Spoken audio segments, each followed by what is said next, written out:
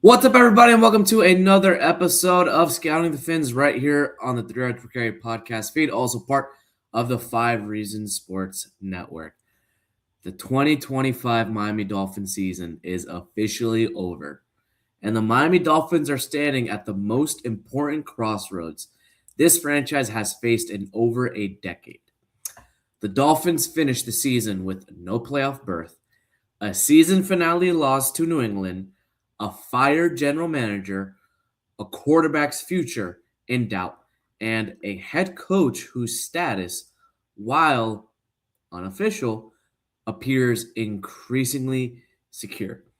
Tonight's episode is not a recap of the Dolphins' 2025 season. It's about the direction of 2026 and beyond. It's about power, it's about structure, it's about accountability. In short, it's about what the Miami Dolphins are becoming, not what they were.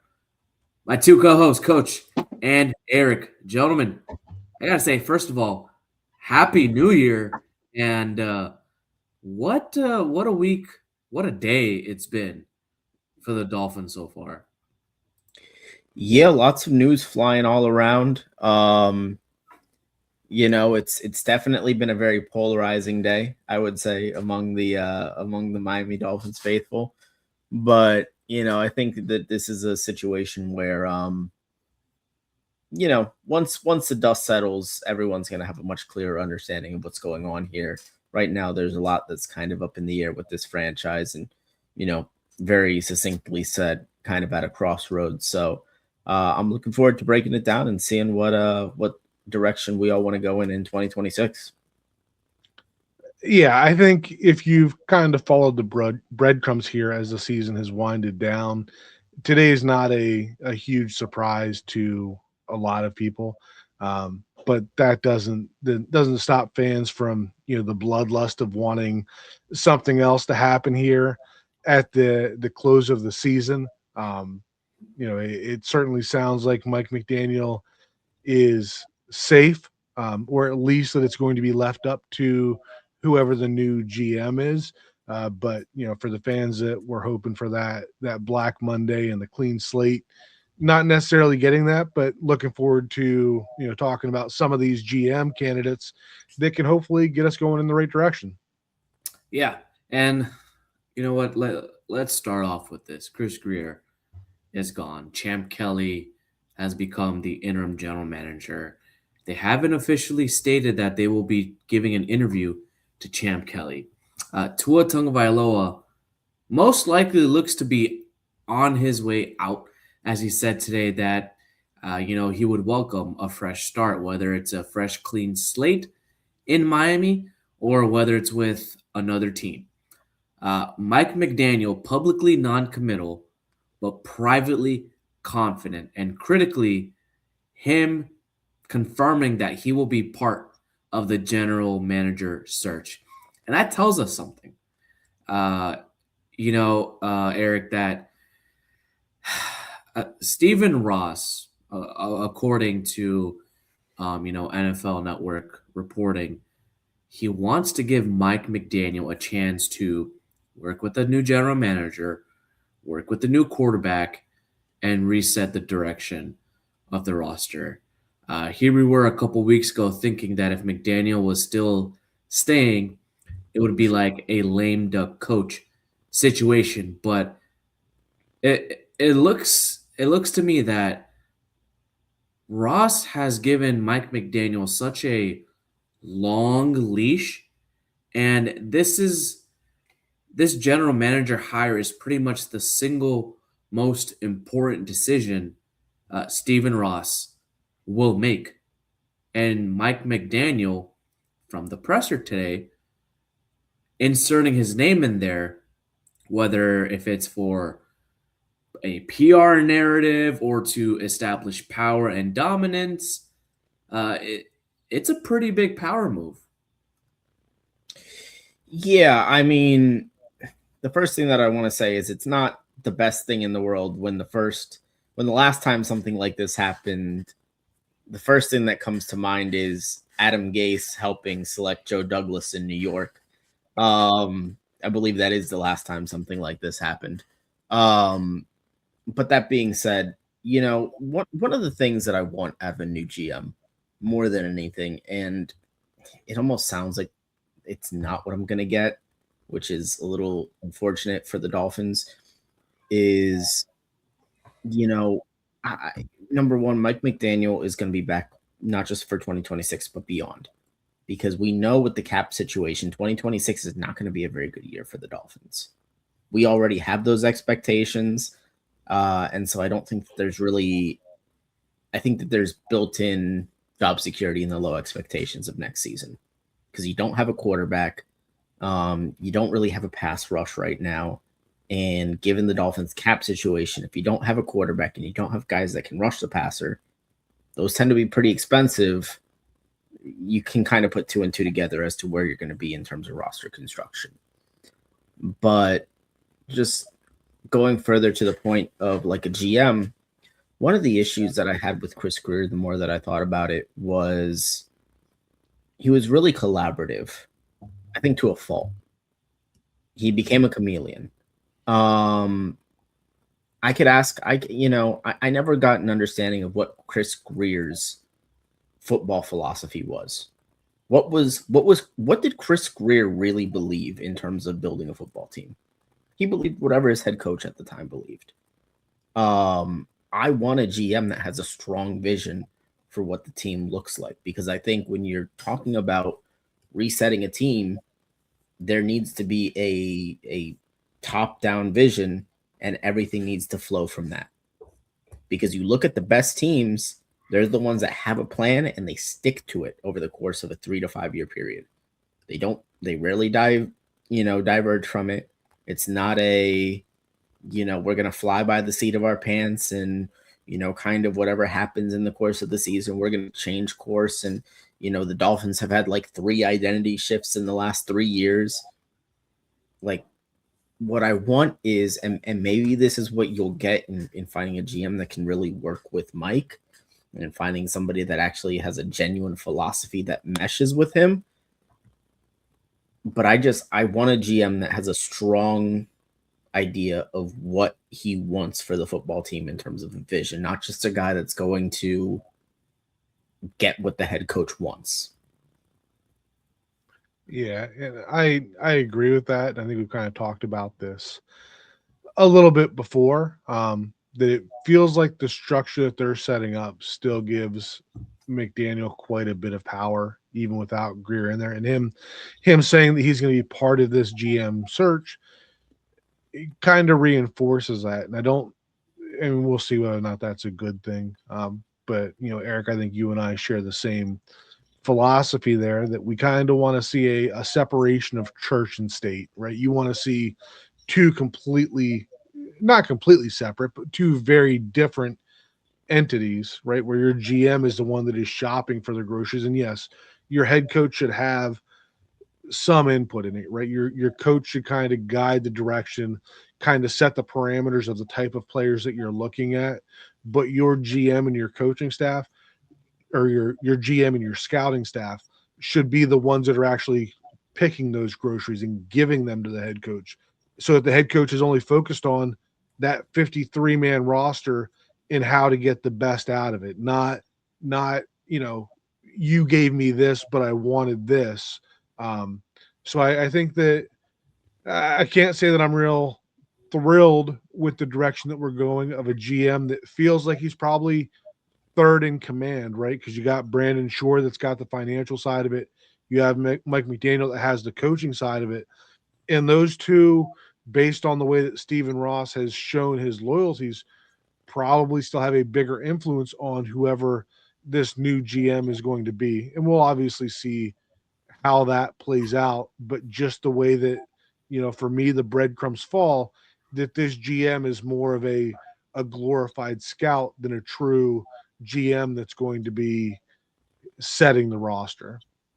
Yeah, it pretty much tells us that this general manager, whoever it may be, will be a top-down authoritarian. He will not be a top-down authoritarian, will not tear down anything that was not working, and they won't be someone that is hostile or that doesn't mesh with Mike McDaniel's system.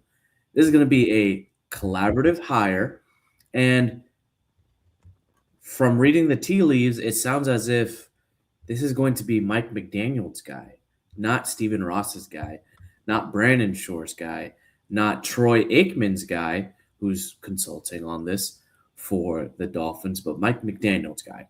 And there's a limited general manager candidate pool, and most of them have very good ties to Mike McDaniel and the Shanahan system. A couple of names, and we're going to go in depth with them. John McKay, the Rams assistant general manager. John Eric Sullivan, the Packers vice president of player personnel. Alec Hallaby, Eagles assistant general manager. Josh William, 49ers director of scouting. Tariq Ahmad, 49ers VP of player personnel. And RJ Gillen, 49ers assistant general manager. There is no confirmed interview request for Champ Kelly as of yet. So we don't know if Champ Kelly is actually in the running. And with this list, we'll go candidate by candidate, and we'll start with the philosophical forks in the road with these general manager candidates. And towards the end, we'll talk about who we think would be the best fit organizationally. So the first one we'll talk about is John McKay, the Rams assistant general manager. Pretty young guy. And if I was to give a sentence on him, I would say that he represents the cleanest transition from this current Dolphins structure. He's not the face of what the Dolphins should be or have to be, but he can connect what the Rams have done with Sean McVay and Les Snead, and he can somehow build it similarly. Like Coach and Eric, we talked about McDaniel trying to build his team like the Los Angeles Rams on the football field, translating McVay's system into personnel. We saw it with the heavy sets this season. We saw it with 13 personnel, with 22 personnel. But also, John McKay was not necessarily the architect, but he helped to build the Rams team, extract value, good core players without first-round picks, and manage a team that had some stars and role players as well that were able to do their jobs and potentially become stars down the road. Yeah, I mean, the thing with the Rams and the thing with a guy like McKay, what I'm not in love with is it seems like it's now, don't get me wrong, I understand that you want your general manager and your head coach to kind of be on one accord. But I do want somebody, and I hope that Mike McDaniel has the self-awareness to want somebody that's going to say no to him every once in a while. And I'm not sure that this would be that kind of hire for the Miami Dolphins. The one thing that I can give the Rams a lot of credit for is they've walked the fine line of where the Dolphins are going to be this offseason cap-wise for multiple seasons without actually letting it get to where the Dolphins are now. So I don't know if, he doesn't have a lot of experience in being, quite as over-leveraged as the Dolphins are now and getting away from that. But he's helped do a really good job in the Rams front office of, riding that fine line between we're kind of all in and, oh my God, we went way too hard on this and we've got to take our lumps for a year or two. Now the only thing that kind of worries me a little bit is that the Rams do have a little bit of that same issue up front that the Dolphins do in terms of their trench play. Now, they've added players up front in recent years. You know, Sean McVay's guards have gotten a lot bigger throughout the years. That's been an evolution that we've seen, and that's something that I think would be welcome for Miami. But they still kind of have a little bit of a top-heavy roster, which I think we've seen in recent years. Attrition is a very powerful force in the NFL. So while I like McKay as far as a talent evaluator, I think he's a little bit too much samey in terms of football philosophy to Mike McDaniel. For me, I mean, John McKay in that situation. So that situation with the Rams and Sean McVay, right? Feels like McVay has a very heavy hand in the personnel decisions there. It feels like Miami is moving in a very similar fashion, that they're going to let McDaniel have that kind of power, right? Even if it's not by label, he's still going to have Stephen Ross's ear as he has in the past. But it feels like what Miami was trying to do was what the Rams succeeded in doing, in that, essentially that F them picks philosophy, where you just trade away the picks and you try to acquire the talent. You try to make a short-term run to kind of build up that goodwill. And obviously that hasn't worked out for the Dolphins, but for the Rams and for the Dolphins now, the next iteration of that is that you then accumulate the draft picks and then you start to build from inside. So John McKay has seen how that transition works, how you go from that, trading for the top assets, the Bradley Chubbs, the Tyreek Hills, even the Jalen Ramsey, right? You trade for all those guys, you trade the picks away, and then you transition into that team that is more homegrown.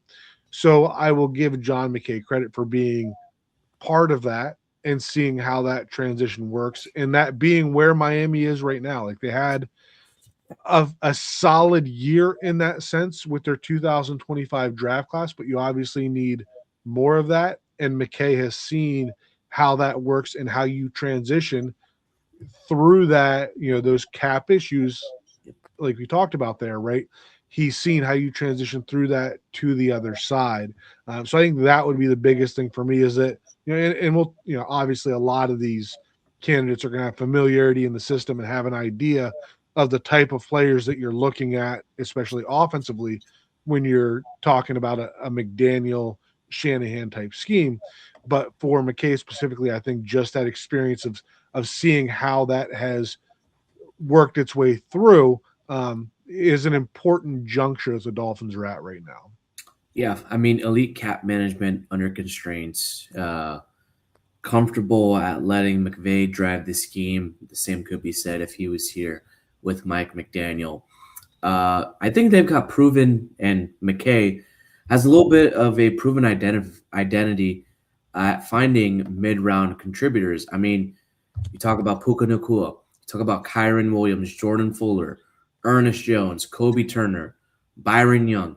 Those are functional players in the mid rounds where the Dolphins have lacked that. Where, yes, they've gotten good talent in the first and second rounds, but no actual solid starting contributors in the second, third, fourth, and fifth round of the draft. The other thing is that Rams coaching staff has always been strong. McVay's coaching tree is having success outside of Los Angeles. Mike McDaniel right now seems to be the less successful out of the Shanahan tree. He seems to be the one that is very rooted in the philosophical approach. And if John McKay is there, he's going to continue to empower McDaniel. Those philosophical clashes won't happen, and it might just make what we have with Mike McDaniel worse. just continue to feed into what he wants instead of having that healthy tension or healthy discourse of, putting your foot down and saying no. Basically what Chris Greer was unable to do. So that's some of the things with John McKay. The next person is John Eric Sullivan from Green Bay. And I have 3 words to describe him: structure, sustainability, and adult decision making. He comes from an organization that plans quarterback transition years ahead, lets players walk early, and avoids cap desperation cycles. You talk about some of his hits coming from the trenches, like Rashawn Gary, Elton Jenkins, Zach Tom, Quay Walker, Devontae White. That whole entire run of Packers offensive linemen that made the Pro Bowl within the last 10 years. Coach and Eric, you can't deny that the Packers trench play has always been fantastic. And that's the root of the foundation of Green Bay success. Yeah, I think of all the hires that were kind of or all the potential candidates that were laid out, I think this probably represents my favorite of the choices, because you look at even some of the things that Green Bay hasn't done well. I think a lot of people would say, well, Green Bay doesn't have a lot of really good weapons. Well, I would counter that and say that they've kind of gotten unlucky in that department. Christian Watson was dealing with an ACL. Jaden Reed got hurt. Romeo Doubs is fine as a number 3 receiver. I think Dontavian Wicks is another solid weapon. Luke Musgrave is a really good tight end. Again, just unfortunate that he got hurt. I like the forward thinking on quarterbacks. I think if you're not, in terms of the quarterback is the most important position on the field. And so if you're not planning, in 4 or 5 years, kind of around that guy and what your roster is going to look like around whoever your prospective quarterback is going to be, I think you're a little bit behind as it is. And then secondarily, you mentioned it, Green Bay is big in the trenches. And I think that, adding those players where you build up the foundation of your team, and then when you have the luxury to do it, you add those skill players. And I mean, to me, that's just always fundamentally going to be the right answer. Are you going to be lacking at wide receiver some years? Sure, absolutely. But right now, I think in the NFL, we're kind of in an era where we're going back to playing defense and running the football. So if you're telling me that I'm going to be a little bit weaker at the skill position spot, I can kind of live with that over the next 3 to 5 years. And the other thing is too, not a lot of splash signings in Green Bay. The most recent thing I can think of is Michael Parsons. That's pretty much it for the Green Bay. But you even go back to that, right? And it's just what did they add as a splash addition? Exactly. They added an edge rusher. Chris Greer, it was Jalen Ramsey, it was Tyreek Hill, and Bradley Chubb. Those guys, Bradley Chubb, yes, he was an edge rusher, and those guys are great. Don't get me wrong, but if you're going to add splash players, they need to be at really, really, really marquee positions. And the thing is, Green Bay, and with Green Bay's philosophy, with what John Eric Sullivan brings, it feels like they wait a bit too long to get external solutions. And they really believe in their philosophy to drive player improvement at behest of what the team should look to improve on. Look at the wide receiver unit right now for Green Bay. Yes, you have a breadth of different type of players in the wide receiver position, but it's been underwhelming and hasn't really helped out Jordan Love and Malik Willis enough. You need weapons. You need pass catchers. The other thing is that the roster philosophy is kind of conservative, which is very opposite of what the Dolphins have done. Yes, you value player development. Yes, you value continuity. The Dolphins have already done that with Liam Eichenberg. They try to do that with Cam Smith. They try to do that with Channing Tindall. They're doing that right now with Jonas Avenaya. But the thing is, with Green Bay, they cut their losses early. You are able to regroup from your mistakes. Yeah, it's a little apples to oranges when you're just talking about the players that are getting drafted in Green Bay versus the players that are getting drafted in Miami. Now, don't get me wrong. Maybe Jonas Avenaya and Liam Eichenberg would look a little bit different in Green Bay. But I think you see fundamentally just a difference in the quality of player drafted, in Green Bay versus what we've seen in Miami in recent years. Because you look at the players that they're developing, and don't get me wrong, it might be a more conducive environment for development, but there is just something to the fact that, you're getting better players in Green Bay than you are in Miami through the drafts pretty consistently.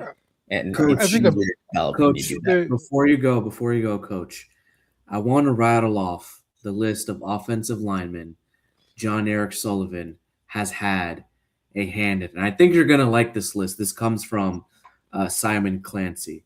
Josh Sitton, remember him? And the games he played for the Dolphins. TJ Lang, Brian Bulaga, David Bakhtiari, JC Treader, Corey Lindsley, John Runyon Jr., Royce Newman, Josh Myers, Rasheed Walker, Zach Tom, Sean Ryan, Jordan Morgan, Anthony Belton, Alan Barbary, Marshall Newhouse.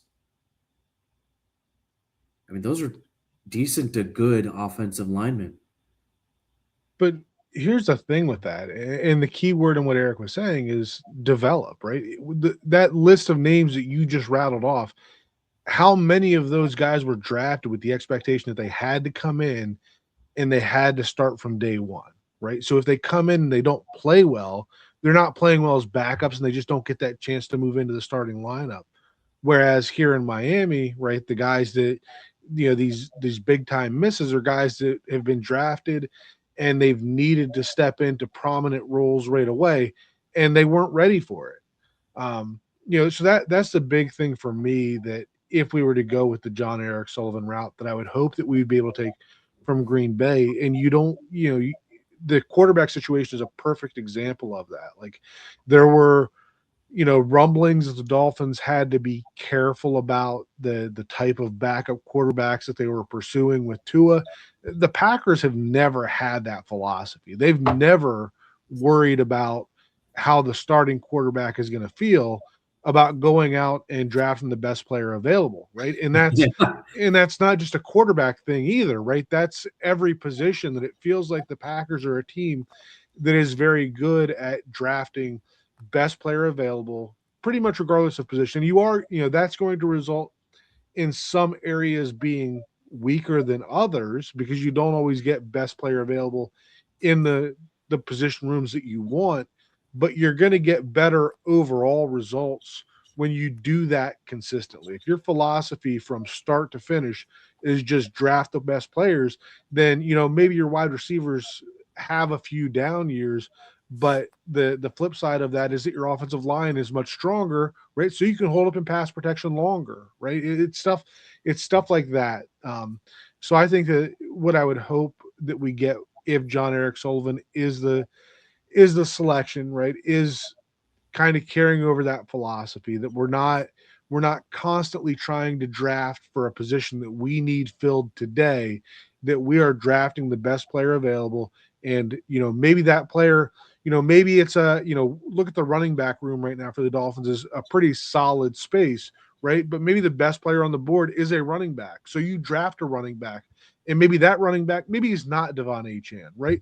But maybe he's a really good running back that makes Devon Achane expendable in a couple of years, where you don't have to dish out that massive contract to keep him there. So that's the kind of philosophy, the kind of gains that I think you get when you constantly draft best player available, that you don't feel crippled by having to give a certain player a big contract because you're always developing those guys from within that can move up, that are, have been in the system for 2-3 years, and by the time they're seeing the field and seeing those meaningful snaps, they've had a chance to develop. They're not a guy that just went through the combine process and now we're telling you, hey, you've got to start day one, right? It's guys that are truly ready for it, which we haven't had here in a while.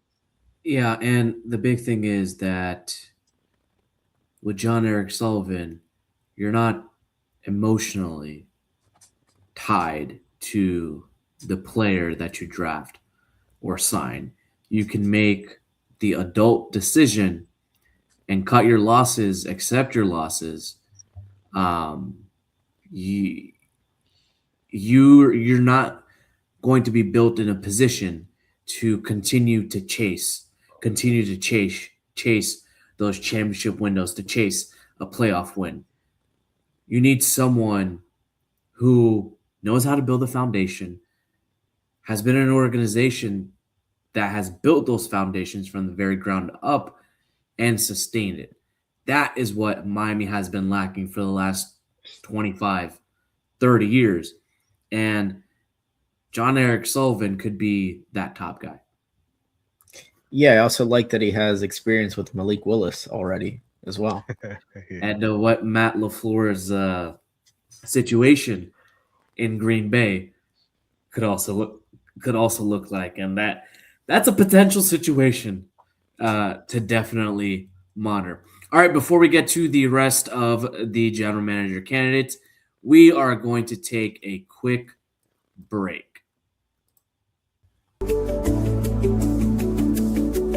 And we're back. All right, the next general manager candidate on our list, which the Dolphins have requested, is a 49ers guy, Josh Williams. And he's been the backbone of the 49ers draft operation. You take a look at names like Brock Purdy, Fred Warner, Talanoa Hufanga, Dre Greenlaw, Debo Samuel, and George Kittle. But you also take a look at the misses, and he has a hand in Trey Lance, which is more so of an organizational failure than scouting, Javon Kinlaw, and Solomon Thomas. Physical players, diverse skill set, more so on the defensive side of the ball, and scheme synergy on both offense and defense. And not to mention, McDaniel has his roots in San Francisco. Yeah, I think when you look at what San Francisco has been able to do over the last few years, and the one thing that I like about all of these hires to this point, except McKay being probably my least favorite of the group. And the only reason why I say he's my least favorite of the group is because it feels like the Rams have been the most swing for the fences kind of star heavy team of the three. And I think in the NFL, what I really want at this point for the Dolphins coming off of Chris Greer is I want a GM who's going to give me the highest floor possible. I want to build a team that's got a really high floor because eventually, it's rarely a case where you're really, really good one year and you have a Super Bowl run and then you're bad for the next 4 or 5 years. I want to be the team that's consistently competitive, and if everything breaks right, you can make a run. That's kind of where you want to live in the NFL. I don't know if you really want to be that team that's consistently swing for the fences and over leveraging. And I think that San Francisco kind of represents that, really well. They go out and they get a Brock Purdy.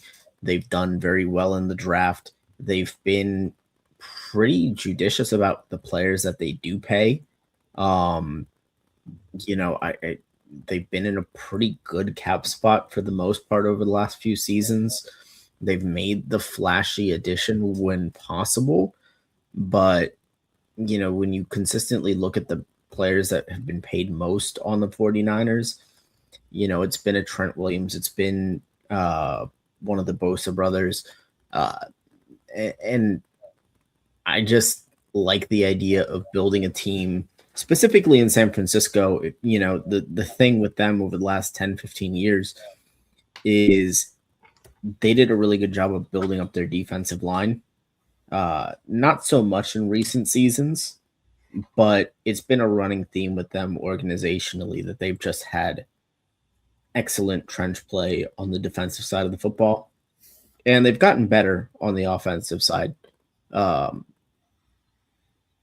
again, I think a guy like Josh Williams, where you have more of a draft background, you're a little bit more judicious with spending, and you're really building up more of a foundation first rather than kind of going for the big splashy kind of, maybe we don't have the most depth, but we hope this star can be a Band-Aid kind of acquisition. Yeah, more so of a reliability on the scheme, which is what Mike McDaniel looks for as well, but just the talent is not there because of roster construction. The 49ers roster construction has been done very well, but they have been very, very unlucky with untimely injuries. It's been real bad with their injury luck. And somehow, even this year, they were able to get into the playoffs with 20 plus players missing 4+ games this season. Mac Jones was able to rattle off a couple of wins to help them. Brock Purdy came back from the energy from his injury and went, I think, 4-1 or 5-1, something down the stretch as well, right? I mean, he had cheap quarterback play for a little bit. Then they signed him to the contract, and so far he looks worth it, even with his injury. Can't say the same thing for the guy in Miami for Tua Tagovailoa, but the offensive line, while not the best, has been serviceable. So for me, I feel like the 49ers draft strategy has been very dependent on very good coaching. Yep. I feel like I agree with that 100%.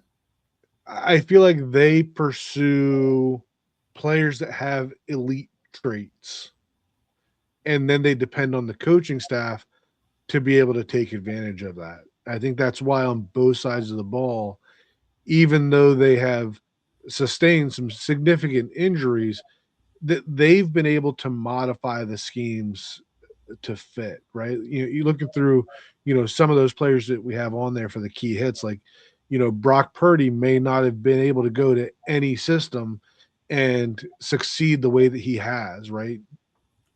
Shanahan has done a great job of playing to his strengths. You look at a safety like Hufanga, right? Hufanga's a player that is not a completely scheme diverse, right? He's not a player that you can just drop in on any of the 32 teams and he's going to be the same player.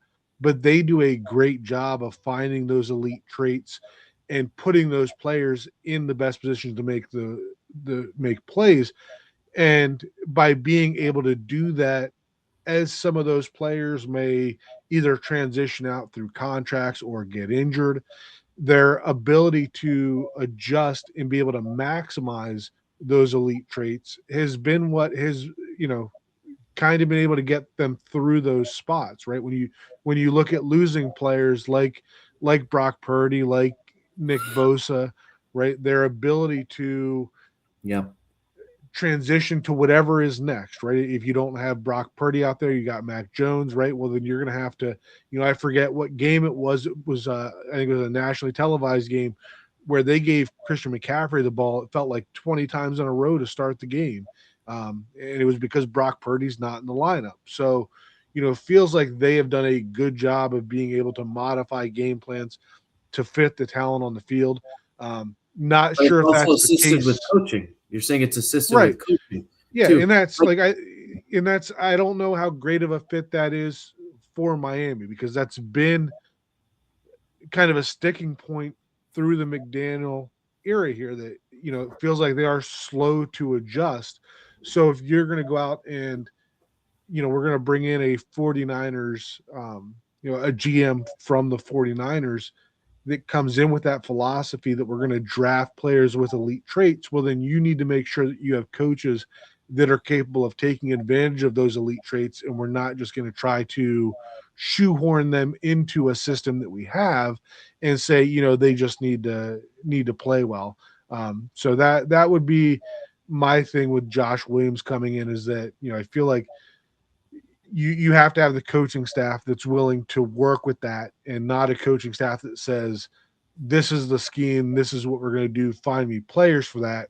It needs to be, okay, just find me good players and I will figure out how to get the most out of them. Yeah, and this goes in line with the next guy, Tariq Ahmad, also with the 49ers, the vice president of player personnel. Josh Williams is the director of scouting, but Tariq Ahmad, vice president of player personnel. You have to marry the scheme into how the coaching staff wants the player and what the coaching staff's philosophy is. Right now, with this current Dolphins coaching staff, we don't know who is going to stay.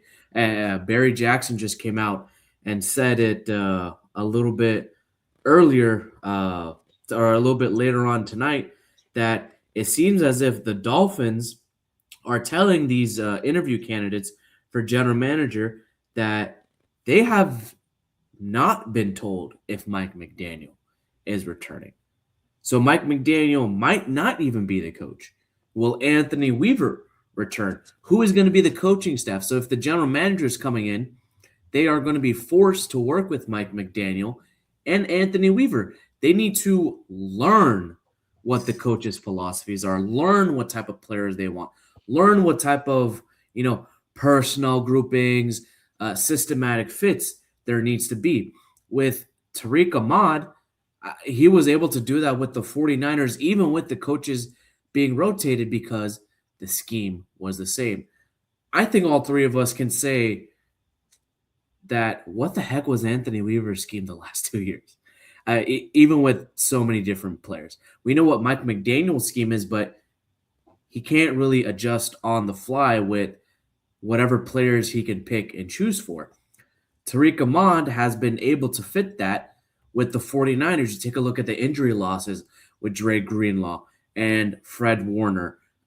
The drafting of the linebackers has been really impactful. I mean, who would have thought D. Winters, a guy from TCU, playing in a 3-3-5 defense, he was the Mike linebacker.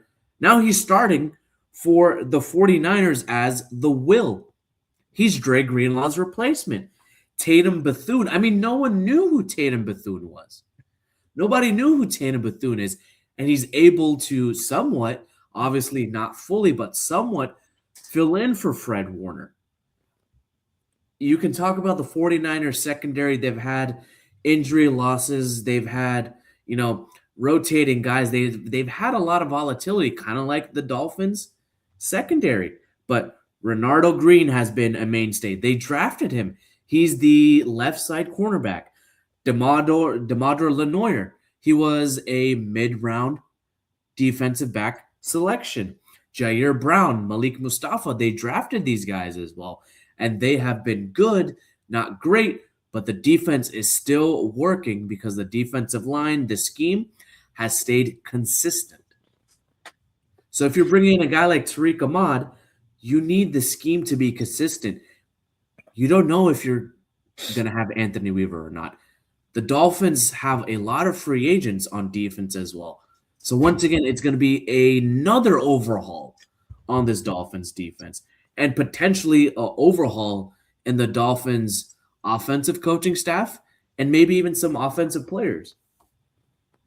Yeah, to be really fair to Anthony Weaver, with the way his schemes were kind of up and down, it's one of those things where it's kind of a chicken or the egg thing where, on the defensive side of the football, there's been a lot more personnel fluctuation, I think, than offensively. And you kind of got to feel that he was just kind of, given those fluctuations, he kind of at times just had a tendency to throw things up against the wall and see what stuck.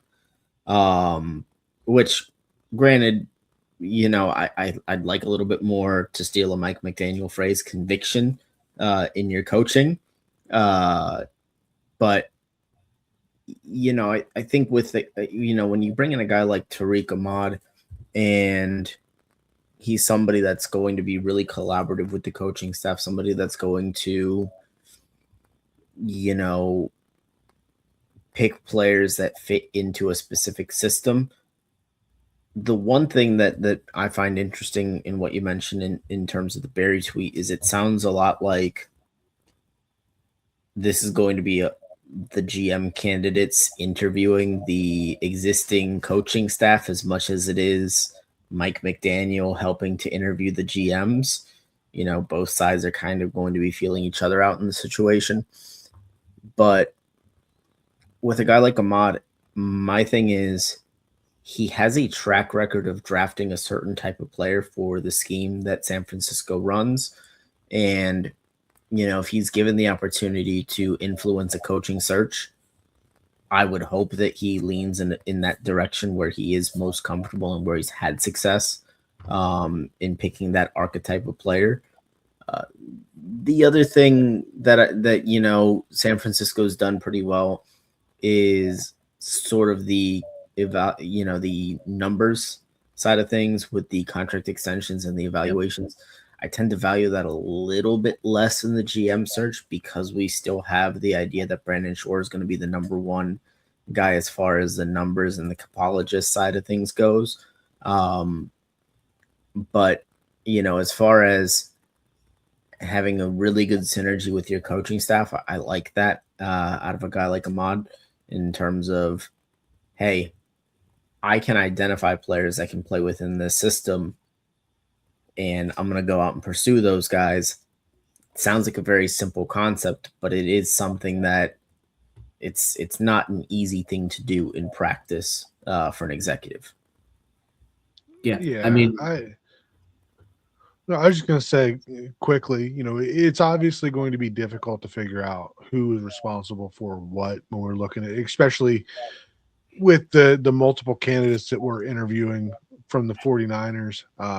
But, if you look at the titles, right, Josh Williams being director of scouting, Tariq Ahmad being VP of player personnel, right? VP of player personnel feels like somebody that's a lot more involved with the players already on the roster versus the players that they're looking to draft.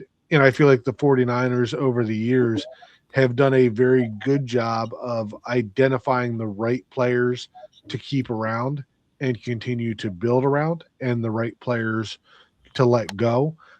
So if I was, trying to split hairs between Josh Williams and Tariq Ahmad coming from the same system, right, it would come down to, whether I am valuing somebody who was more involved in the scouting side, the guys that's, bringing the guys in, or, somebody that's more on the player personnel side that I would think is more involved with the players already on the roster and trying to figure out who to retain. So that would be how I would separate those two candidates. Yeah. And then the final guy to round up the 49ers trio is R.J. Gillen, rising executive, assistant general manager. He's John Lynch's right-hand man. A lot of operational and roster logistic experience. A lot of good cap and roster mechanics. And from what I've read about him, calm. He's very calm and is a collaborative leader. I mean, we talk a lot about collaboration with Mike McDaniel and this team, but he doesn't have that big of a scouting resume. And that's where, Josh Williams and Tariq Ahmad come in. It looks like the Dolphins are more so looking for a head scout, mega scout type of guy. Yeah, I mean, that's the thing is I think RJ Gillen would kind of be hiring for a role that you don't plan on having in Miami, where you're not really going to have that guy who's the head executive and kind of overseeing the entire operation. If that was what your GM role was going to look like, And I think that he would be a much more viable candidate. But, given that it is going to be more of a specialized role in terms of just what we've heard throughout this search, I think it would go a little bit less in that direction. Don't get me wrong, you're going to have to hire really high-level guys at every level of your organization.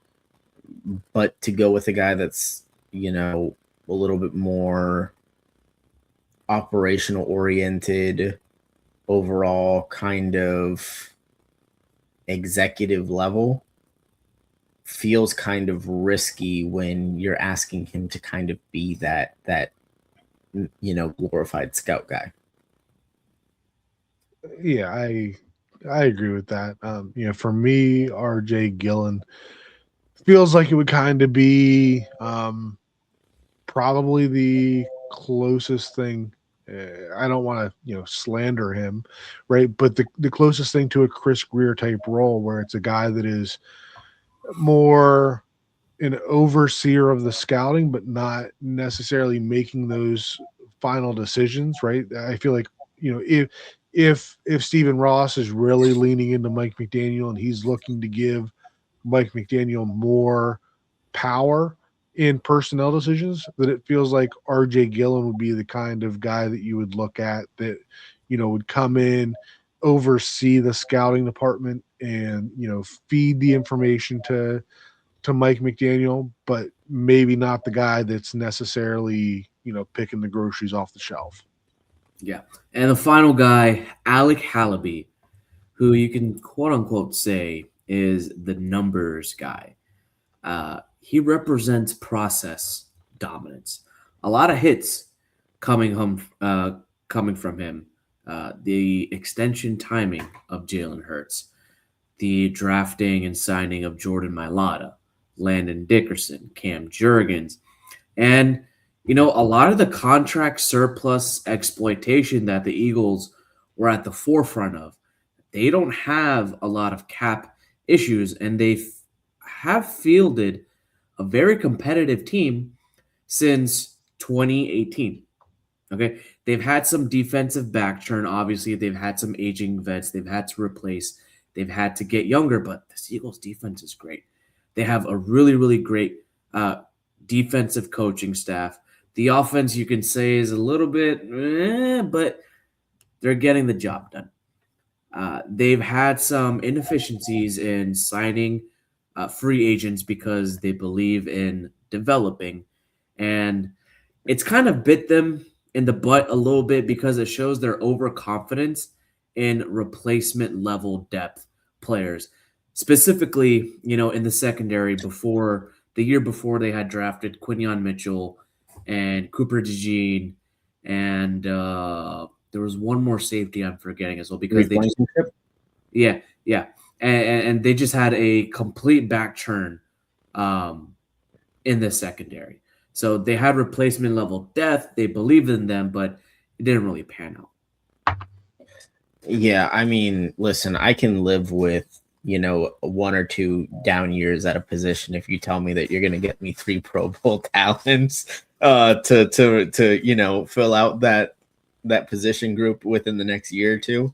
No, I mean, it's really tough getting a guy from Philadelphia, right? Because while I think we can all admit John Lynch is a great executive, and I'm sure the Les Snead is fantastic in LA, and the guy in charge in Green Bay is fantastic.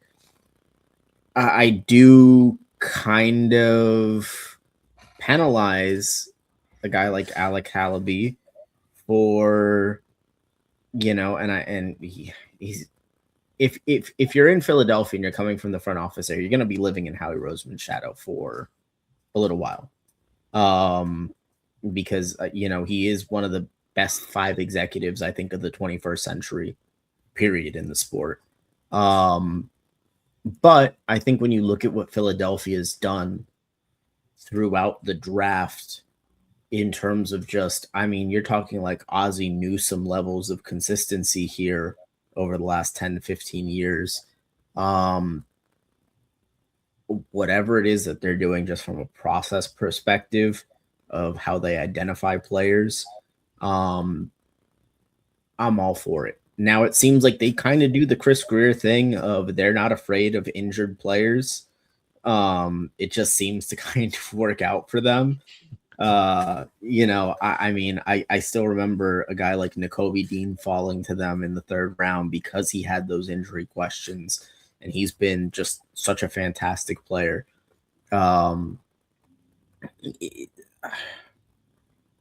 Just from if you're going to tell me that he can kind of bring that blueprint into the front office, I would be all for it.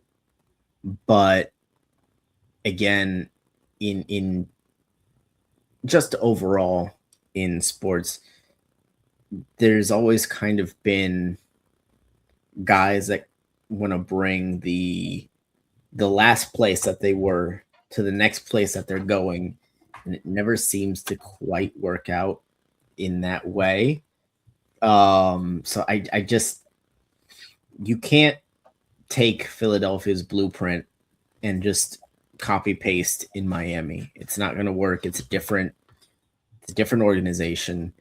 That being said, if you're telling me that that he's got, if he can take it and make it his own, I'm all for it.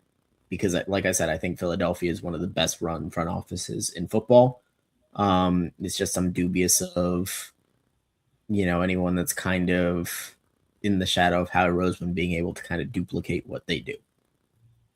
Yeah, and I mean, when we talk about Alec Hallaby being the numbers guy, like that, part of that feels redundant when you've already got Brandon Shore, who is the numbers guy for the Dolphins. But to your point there, Eric, right? Unless you can put your finger on it and say that Alec Hallaby was behind a lot of these draft picks, which I don't know that you can, right? You're not going to take that away from Howie Roseman. Like you said, how can you be confident, right? We see this happen with the Patriots, right? In the Patriot way that everybody tried to take all over the league, and they weren't able to do that. There's been constant stuff about the Eagles have a ton of dead cap space coming up at some point, right? At some point, they're going to have to pay those checks. But if you could tell me that, we could get a decade of success and that's a trade-off, I would be all for that, right? But I don't know that you can bring Alec Hallaby in and say that he's going to be able to carry that Eagles way over and be able to do that. Just talking about Hallaby versus the rest of the candidates, Hallaby feels like the furthest away from the Mike McDaniel, the guys that would be in line with the way that Mike McDaniel wants to build a roster and the type of players that he would be looking at. So, for that side of it, I'd be a little wary of that, of bringing in a completely different philosophy in there to pair with McDaniel, who Ross has really empowered already. Don't you think that will push Mike McDaniel and shake him loose to be a little bit more efficient rather than getting exactly what he wants? More of a challenge for McDaniel. He's proven that he's going to go to Ross when he doesn't get what he wants, right? That's yeah. I mean, listen, there's a reason why. I mean, don't get me wrong. This is not Mike McDaniel's team. Mike McDaniel doesn't own the Miami Dolphins. You have to take a look at it through an organizational perspective, not just from Mike McDaniel. Like, you're talking about a guy who works for an organization that is very analytically minded, that is analytically forward, that have been creative in the front office. You have a guy who's a creative offensive coordinator who's seen as an offensive genius that hasn't done something like this before for the last 2-3 years, and now they've caught on.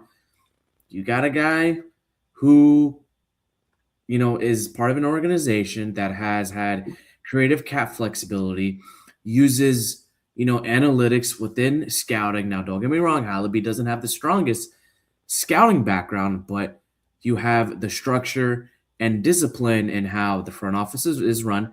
how the scouting department is run, how the analytics team is embedded within coaching and has had led to a lot of success too on the field.